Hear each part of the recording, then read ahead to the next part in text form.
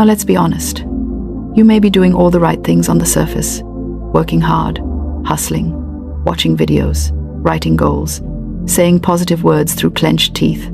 Yet deep inside, there's a quiet whisper that says, people like me don't really have money.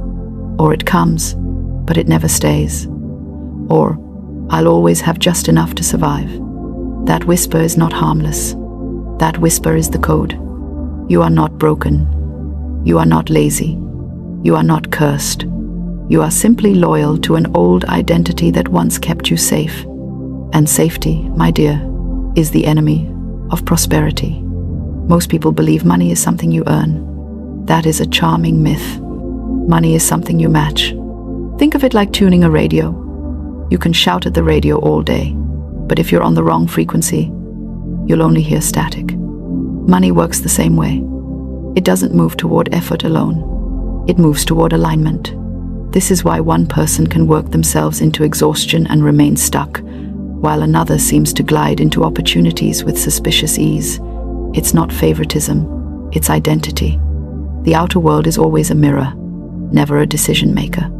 If your bank account could speak, it wouldn't insult you. It would simply say, I am showing you who you believe you are.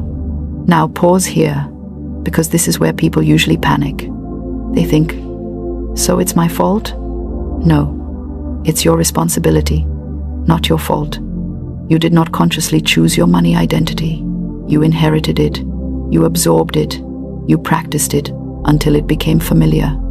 Familiar feels like truth, even when it's false. Perhaps you grew up hearing that money is hard to get. Perhaps you saw good people struggle and bad people thrive.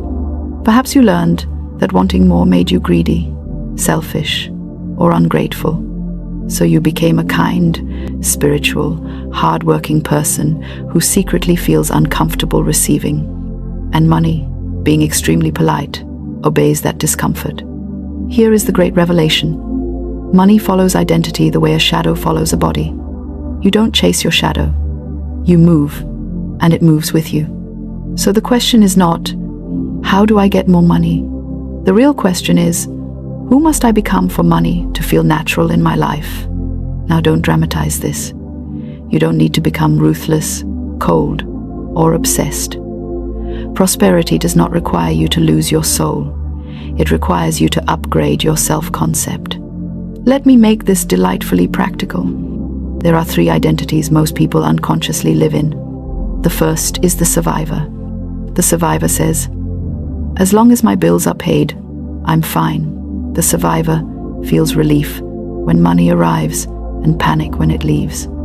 Money comes in short bursts and exits quickly because it was never invited to stay. The second is the striver. The striver says, if I just work harder, learn more, push more, then someday. The striver is always preparing for prosperity, but never quite living in it. Money comes, but it's tense. It feels earned through struggle, so it must be guarded through fear. The third is the steward. The steward says, money flows through me because I know how to direct it. The steward expects money, manages it calmly, and uses it with purpose. Money feels relaxed here. It lingers. Notice something important. Only one of these identities feels safe for money. Money does not want drama. It wants direction. So how do you shift identity without pretending, lying to yourself, or plastering affirmations over disbelief like wallpaper over cracks? You begin by acting from the identity before the evidence appears. Now don't misunderstand me. This is not reckless fantasy. This is disciplined imagination. Identity is formed by repeated decisions, not emotional declarations. Here is a simple test. When money enters your life, even a small amount, what do you do first? Do you rush to spend it? Do you immediately assign it to problems? Do you feel relief instead of appreciation? Those reactions reveal your identity. A prosperous identity does not panic at small sums. It respects them. If you cannot manage 50 with clarity, you will not manage 5,000 with peace. So the first shift is this. Stop treating money like a crisis response and start treating it like a relationship. You don't yell at a guest. You don't ignore them. You don't cling desperately to their arm. You welcome them, you give them a place, and you trust the rhythm of their coming and going. Here is a gentle but powerful practice. Every time money comes to you, say inwardly, "You are welcome here, and I direct you wisely." Not dramatically, not loudly, calmly, because calm is the language of authority. Next, begin to notice how you speak about yourself. Not money, yourself. Do you say things like, "I'm not good with money. I always mess this up. I'm just trying to survive"? Those are identity statements, not observations. And the universe is very literal. It hears, "This is who I am," and responds accordingly. You don't need to swing to arrogance.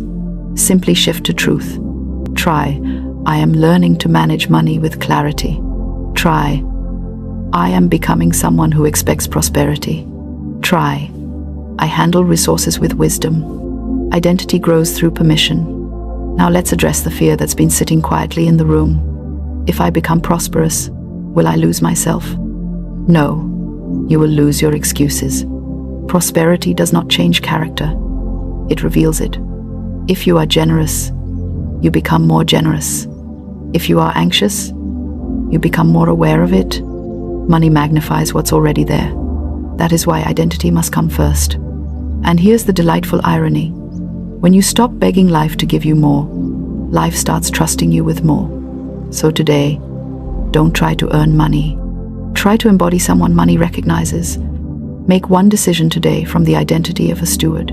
Organize something. Plan something. Delay an impulse. Give intentionally. Receive gratefully. Small acts, repeated, rewrite the code. And as you do this, something curious will happen. Opportunities will feel less forced. Ideas will feel more natural. Money will arrive through channels you didn't strain to open. Not because you chased it, but because you finally stood still long enough to let it find you. Let this settle, because once identity shifts, everything else follows quietly, faithfully, and without argument. Now let's go deeper, because this is where the transformation becomes unavoidable. Once you begin to shift your identity, life will test you, not to punish you, but to confirm who you truly are. Old patterns will knock at the door and say, "Are you sure you've changed?" Unexpected expenses may appear. Doubt may whisper, "See, nothing's different." This is not failure. This is initiation. Prosperity does not respond to hope. It responds to consistency. Here is where most people retreat. They do a few calm, empowered actions, then panic at the first inconvenience and sprint back to their old identity like a child running to a familiar room in the dark. Do not do that. Identity is proven in moments of pressure, not comfort. When money feels tight, do you collapse into fear or do you maintain clarity? When an opportunity appears, do you hesitate because you feel unworthy or do you step forward calmly without apology? You don't need to feel confident. You need to be congruent. Now let me tell you something liberating. Prosperous people do not feel magical about money. They feel normal. That is the real secret. Money feels ordinary to them, like breathing or walking. And because it feels ordinary, it flows without resistance. So if money feels dramatic in your life, if it triggers excitement, anxiety, guilt, or urgency, that's not because money is intense. It's because your identity hasn't normalized it yet. Your work now is normalization. Begin to speak of money without emotion, not excitement, not fear, neutral clarity. Instead of saying, "I need money urgently," say, "I am directing resources toward my next step." Instead of saying, "I'm broke," say, "I am restructuring." Language is not decoration. It is instruction. The subconscious listens closely to the tone, not just the words. Now let's talk about deserving, because this is where many lovely souls sabotage themselves. You may believe, consciously, that you deserve abundance. But watch how you receive compliments. Watch how you accept help. Watch how you react when things go well. Do you deflect? Downplay? Apologize for receiving? That is not humility. That is identity confusion. Prosperity does not require you to justify your existence. You do not earn worthiness. You express it. Here is a small exercise that feels almost silly, which is exactly why it works. The next time something good happens, anything at all, say simply, "Of course," not sarcastically, gently. "Of course this happened. Of course support arrived. Of course there was enough." This trains your inner world to expect ease without arrogance. Now let's address action. Because identity without action is imagination, and action without identity is exhaustion. Prosperous identity takes clean, boring, consistent action. Not frantic action, not heroic action, orderly action. This might look like tracking where your money goes without judgment. It might look like setting one clear financial intention for the month. It might look like learning a skill and pricing it without apologizing. Notice I didn't say working harder. I said working clearer. Confusion repels money. Clarity invites it. Another crucial shift is this. Stop waiting for money to arrive before you respect it. If you throw coins in a drawer, ignore your statements, avoid looking at numbers, money gets the message that it is not safe here. Respect precedes increase. Even if the amount is small, treat it with dignity. Name it, place it, assign it purpose. Order is a love language money understands. Now, let me gently confront the fantasy that keeps many people stuck. The fantasy of the big break. Waiting for a miracle while neglecting alignment is like waiting for fruit while refusing to water the tree. Miracles come to those already moving. The universe does not reward desperation.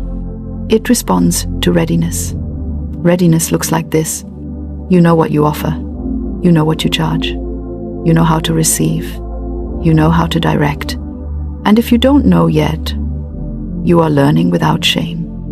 Shame is a terrible financial advisor. Now here is the most important reframe of all. Money is not your source. It is a channel. Your source is intelligence, creativity, service, and divine order. When you stop worshipping money and start working with it, it relaxes. Money likes to be used well. It likes to circulate. It likes purpose. Ask yourself regularly, what would money do if it trusted me? Then behave accordingly. You may need to leave environments that constantly reinforce scarcity. You may need to stop bonding over struggle. You may need to stop telling the same story about your past. Not because the past is shameful, but because it is no longer relevant to who you are becoming. Identity is future-facing. Now let's make this practical and immediate. Today, choose one identity-aligned action. Just one. It could be organizing your finances for 10 minutes. It could be increasing your price slightly. It could be saying yes to an opportunity without over-explaining. It could be saving a small amount intentionally. It could be giving generously without fear. Then notice how you feel. Not the result. The feeling. That feeling is your new baseline being installed. Repeat tomorrow. And the next day. This is how prosperity becomes permanent instead of occasional. And now, a loving but firm reminder. You do not manifest what you want. You manifest what you tolerate. If you tolerate chaos, inconsistency, and self-doubt, that will be mirrored. If you tolerate clarity, respect, and calm expectation, that will be mirrored. Choose wisely. You are not behind. You are not late. You are simply stepping into a truer version of yourself. And money, faithful and obedient, will follow. So take a breath. Relax your shoulders. Stand a little taller. Act today as someone who expects resources to respond to them, because they will. If this resonated, don't rush past it. Apply one idea immediately. And if you feel moved, share your insight, speak your intention, or stay connected for more reminders of who you really are. Prosperity is not coming. It's already listening. Now don't panic. I'm not asking you to lie to yourself or walk around chanting affirmations like a confused parrot. I'm asking you to understand a simple law. Whatever you consistently expect, you invite. And expectation is not noisy. It's subtle. It's what you're thinking when you're brushing your teeth, It's what you're assuming when your phone buzzes. It's the sentence you finish in your mind before life finishes it for you. Right now, many of you are secretly expecting disappointment before December 25. You won't admit it out loud, but it's there. You're already rehearsing the letdown, so it hurts less when it arrives. That, my dear, is like wrapping coal and acting surprised when it doesn't turn into gold. Your real challenge isn't money, time, family, or luck.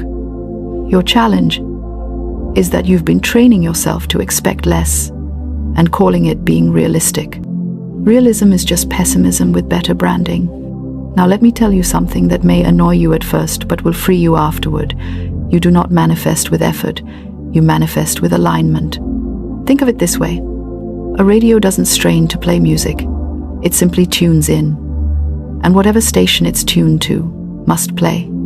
You've been tuned to almost not yet, and maybe next year.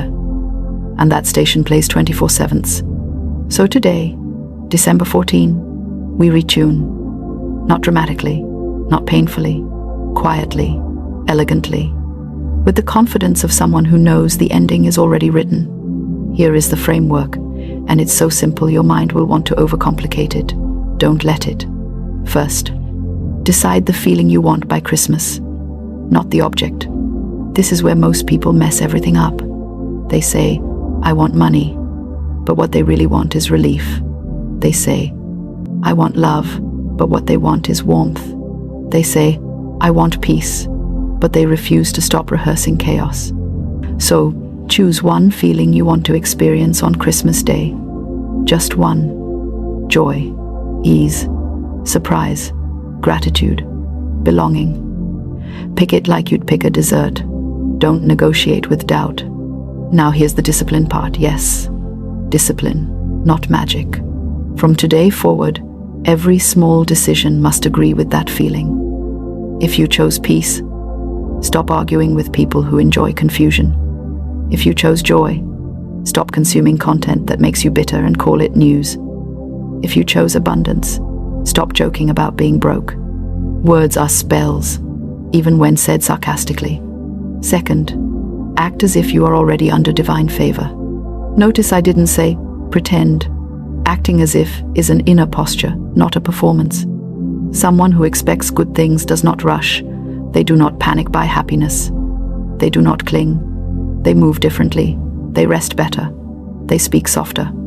Try this today. When something small goes right, parking space, unexpected message, discount, don't brush it off. Say quietly, of course, not arrogantly, calmly. You are teaching your mind a new normal. Third, release the Christmas deadline pressure.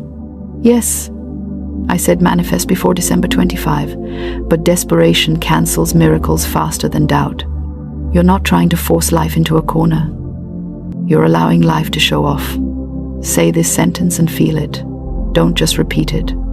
Something wonderful can happen quickly for me. Notice how your body reacts. If there's resistance, good. That's the old story packing its bags. Fourth, give without keeping score. Now here's the part people hate because it exposes them. You cannot hoard energy and expect it to multiply. Give kindness without strategy, compliments without fishing, forgiveness without announcements. No, you don't become a doormat. You become a clear channel. Energy that flows returns improved. And don't worry, generosity doesn't make you empty. It proves you trust the supply. Fifth, prepare for something good. This is where humor meets faith. Clean something, make space, buy a card you haven't assigned a reason to yet, wrap a gift early, light a candle and say, I'm ready. Preparation is silent confidence. The universe responds beautifully to readiness. Now I can hear some of you saying, but what if nothing happens? Ah, there it is. That sentence right there is the only thing standing between you and a different experience. Let me answer you honestly. Something will happen. It may not arrive wearing the label you expected, but it will carry the feeling you chose if you stop arguing with the process. Miracles are shy. They avoid tense people. Between now and Christmas, your assignment is not to watch the calendar like a prison guard. Your assignment is to live as someone who expects a pleasant interruption. Laugh more easily, rest without guilt, speak as though help exists. And when doubt shows up, and it will, don't fight it. Smile at it, like an old acquaintance who has nothing new to say. Say, I hear you, but I've decided. Decision is power. If you want to do something immediately, right now, before this video ends, do this. Write down one sentence describing how you want to feel on Christmas Day. Just one. Then read it out loud, once in the morning and once before sleep. Not like a chant, like a reminder. And if this message stirred something in you, don't keep it to yourself like a secret blessing. Comment the feeling you chose. Saying it anchors it. Now, let me tell you what usually happens after someone decides. Life tests the decision, not because it's cruel, but because it's precise. You decide you're choosing joy, and suddenly someone texts you nonsense they've been holding since Easter. You decide you're choosing peace, and your bank app refreshes with an attitude. You decide you're choosing abundance, and your mind suddenly remembers every unpaid bill from the last 5 years like it's a greatest hits album. This is not failure. This is confirmation. Life is asking, are you serious? Or was that just another cute thought? Most people panic here. They say, see, I knew it wouldn't work. And just like that, they crawl back into the familiar discomfort they call reality. Do not do that. Here's the reframe that changes everything. Challenges after a decision are not signs to quit. They are invitations to hold your posture. Imagine ordering something online and refreshing the page every 2 minutes yelling, why hasn't it arrived? That doesn't speed delivery, it just makes you tired. Manifestation works the same way. Once you place the order internally, your job is to stop micromanaging the delivery truck. Now let's get practical again. Because inspiration without application is just entertainment with better lighting. Between today and December 25, your power lies in your daily inner conversations. Not your affirmations, not your playlists, not your candles, your conversations. You talk to yourself more than anyone else, and lately, you've been bullying yourself in private. You call it being hard on yourself, but it's actually sabotage wearing discipline's clothes. So here's a simple rule: no rehearsing negative outcomes in advance. If your mind starts saying, this Christmas will probably be, stop the sentence. Literally, interrupt it. Replace it with, I wonder what good thing I haven't anticipated yet. Curiosity disarms fear. Another important adjustment: stop explaining your vision to people who are committed to misunderstanding you. Some of you leak energy by over-talking. You announce your hopes to skeptics and then wonder why you feel drained. That's like planting seeds and inviting people to step on them. Silence is not secrecy, it's protection. Now let's talk about timing, because this is where impatience masquerades as urgency. You don't need 12 days of frantic effort. You need 12 days of consistency. Consistency in mood. Consistency in expectation. Consistency in self-respect. Yes, self-respect is part of manifestation. If you tolerate chaos, you signal that chaos belongs with you. If you tolerate crumbs, life assumes you like snacks instead of meals. So clean up one small boundary before Christmas. 1. Say no without explaining. Leave earlier, log off sooner, rest without earning it. Rest is not laziness, it's trust. And trust accelerates outcomes. Now, I want to address something gently, but firmly. Some of you believe you don't deserve a good Christmas because the year didn't go the way you planned. You're punishing yourself for surviving imperfectly. Stop that nonsense immediately. You don't manifest because you were flawless. You manifest because you are alive and receptive. Grace is not a reward. It's a principle. Let me tell you something humorous but true. Life enjoys surprising people who finally stop sulking. When you lighten your grip, doors swing easier. So laugh at yourself a little. Eat something you enjoy without narrating guilt. Dance badly in your room. Watch something silly. Joy is not irresponsible, it's magnetic. And here's a secret very few people use: gratitude for what hasn't happened yet. Not forced gratitude, not delusional gratitude, calm gratitude. Say, "Thank you for the ease unfolding." You don't have to know how. You don't have to visualize fireworks. Just acknowledge the direction. Gratitude assumes fulfillment. Now, let's deal with the big fear you haven't said out loud. What if I hope and nothing changes? Hope doesn't hurt you. Attachment does. You're not hoping to prove anything. You're aligning to experience something. If nothing external shifted by December 25, which I doubt, but let's say it didn't, you would still walk into the new year different, lighter, clearer, stronger, and that alone would be a breakthrough. But here's the funny thing about life. When you stop demanding proof, it starts offering evidence. You might receive an invitation, a message, a refund, an apology, an idea, a moment of deep peace that feels better than money. Don't rank blessings. Receive them. Now let's talk about action again. Because alignment does include movement. Do one thing each day that a person expecting a good Christmas would do. Wrap something. Plan something simple. Write a kind message. Organize a small corner. Prepare a meal with intention. Small actions anchor big assumptions. And please, stop saying, "I'll start after Christmas." That sentence has delayed more destinies than bad luck ever could. You don't start after miracles. You start before them.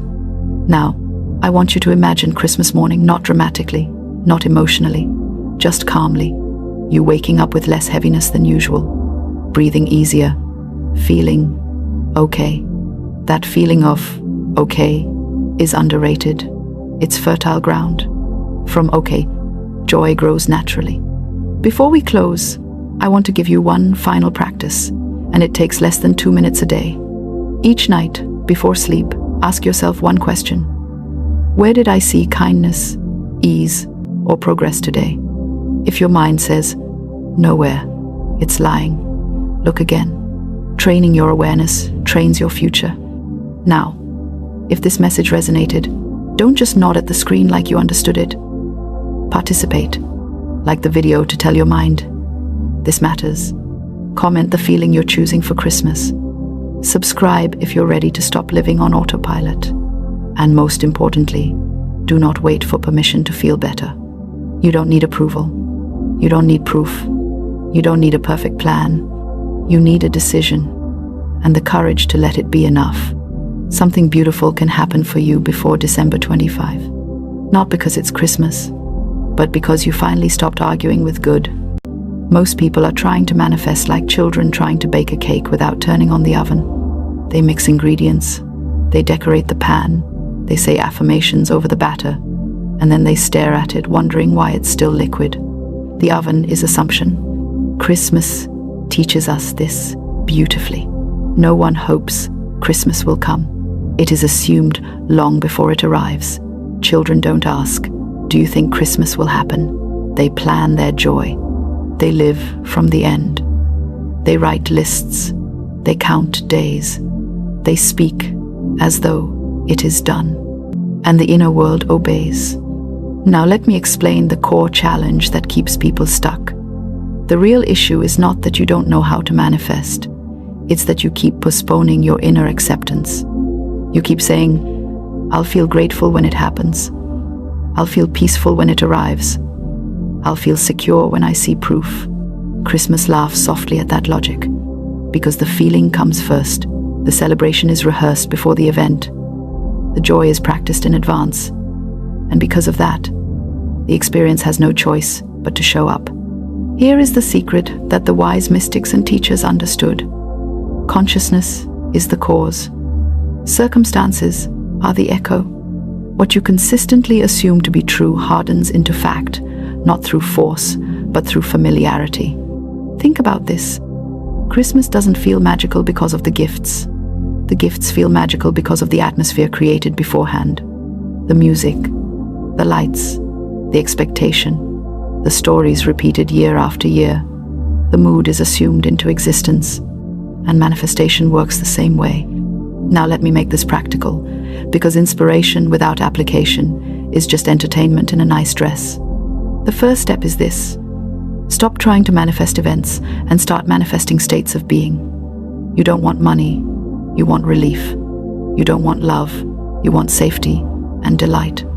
You don't want success, you want confidence and freedom. Christmas does not manifest toys, it manifests wonder. So ask yourself, very gently, if my desire were fulfilled, how would I move through today differently? Not dramatically, not like you won the lottery and quit your job mid-shift, but subtly. Would your shoulders relax? Would your breath deepen? Would your inner dialogue soften? That is the state you practice. The second step is assumption without strain. Children don't affirm Christmas all day.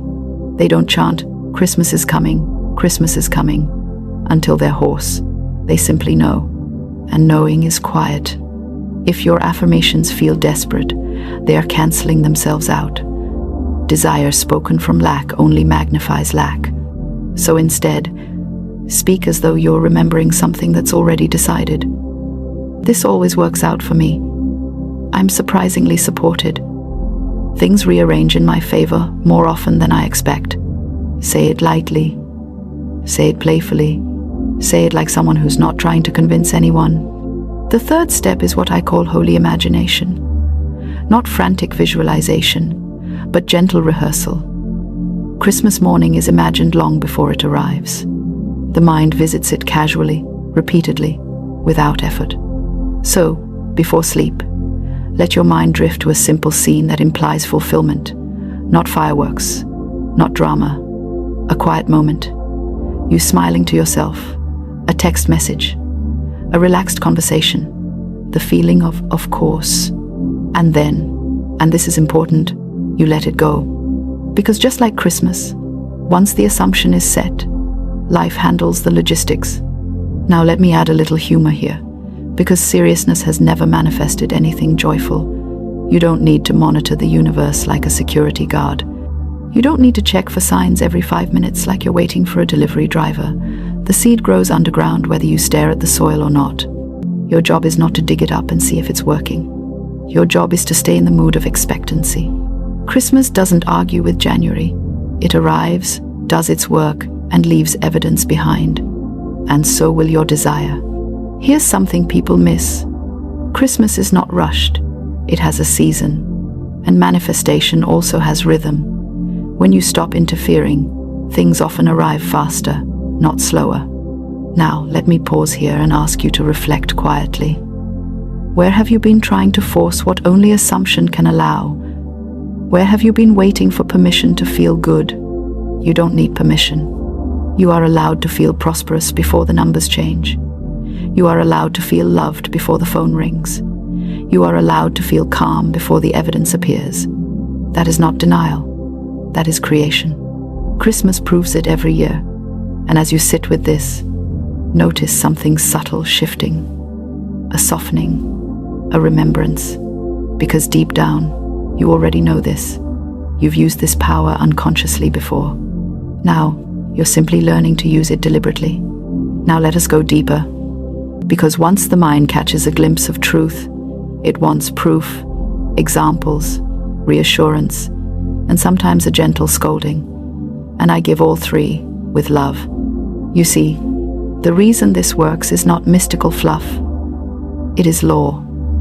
Life cannot help but mirror the dominant mood you live in. Not the mood you visit once a week when you're inspired, but the one you quietly return to when no one is watching. Christmas works because people collectively agree on its meaning. There is no debate in the mind about whether it will come. And so it comes effortlessly. Your life, however, has been a negotiation. Half hope, half doubt, half prayer, half panic. You say you want abundance, but you rehearse worry like it's a daily ritual. You say you want love, but you prepare for disappointment as if it's scheduled. And then you wonder why the results feel mixed. Let me be frank, because kindness without honesty is useless. Manifestation does not respond to what you want. It responds to what you expect.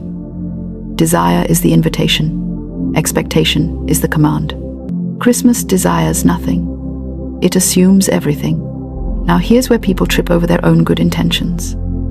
They try to use imagination as a tool to control life instead of allowing imagination to set the tone. They visualize with tension. They affirm with clenched teeth.